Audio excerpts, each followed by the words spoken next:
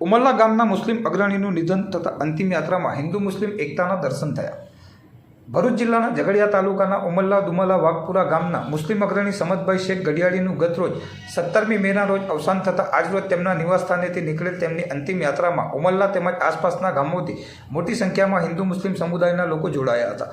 ઉમરલાના મુસ્લિમ અગ્રણી સમદભાઈ શેખની અંતિમ યાત્રામાં હિન્દુ મુસ્લિમ સમાજના લોકો મોટી સંખ્યામાં જોડાતા ઉમરલા ખામે અભૂતપૂર્વ હિન્દુ મુસ્લિમ એકતાના દર્શન થયા હતા। સંતાનમાં 2 પુત્રો ધરાવતા સમદભાઈ શેખે તેમના મિલનસાર અને સેવાભાવી સ્વભાવથી સ્થાનિક તેમજ તેમને જ્ઞાતિના લોકોમાં પ્રચંડ લોકચાહના મેળવી હતી। ઉમરલાના ભાજપા અગ્રણી રશ્મિકાંત પંડ્યાએ મરહૂમ સમદભાઈ શેખને શ્રદ્ધાંજલિ આપતા જણાવ્યું હતું કે તેમણે પોતાના જીવનકાળ દરમિયાન મોટાભાગનો સમય લોકસેવામાં વિતાવ્યો હતો। તેમણે ધાર્મિક બાબતોમાં પણ સેવા આપી હતી। તેઓ ઉમરલા મસ્જિદ ટ્રસ્ટમાં તેમજ રાયસિંગપુરા સ્થિત દરગાહ શરીફની કામગીરીમાં પણ સેવા આપતા હતા। ચાહકોમાં બાપુના હુલામણા નામે જાણીતા સમદભાઈ શેખ વર્ષોથી ઘડિયાળી તરીકેનો વ્યવસાય કરતા હતા। 2 દિવસ અગાઉ તબિયત બગડતા તેમને ભરૂચ દવાખાના ખાતે સારવાર માટે દાખલ કરવામાં આવ્યા હતા, જ્યાં ગતરોજ તેમણે જીવનના અંતિમ શ્વાસ લીધા હતા। ટૂંકી માંદગી બાદ તેમનું અવસાન થતાં ઉમરલાના દુમલા વાઘપુરા ગામ શોકાતુર બન્યું હતું અને લોકોએ ભારે હૃદયે તેમને વિદાય આપી હતી।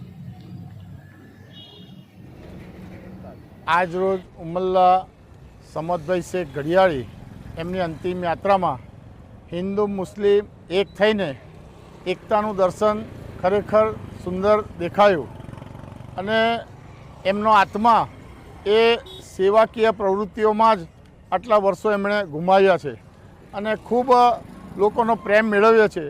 એ આ શોભાયાત્રામાં આપણે જોઈ રહ્યા છે, અંતિમ યાત્રામાં। અને આ અંતિમ યાત્રામાં સૌ કોઈ દુઃખી હૃદયે એમને શ્રદ્ધાંજલિ આપીને આ યાત્રામાં જોડાયા છે।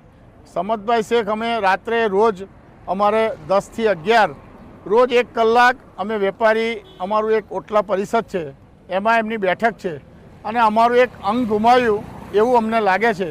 તો આજે એમને હું હૃદયથી અમારા ઓટલા પરિષદ વતી અને સૌ આગેવાનો અને ગામના સૌ નાગરિકો વતી એમને હું શ્રદ્ધાંજલિ આપું છું।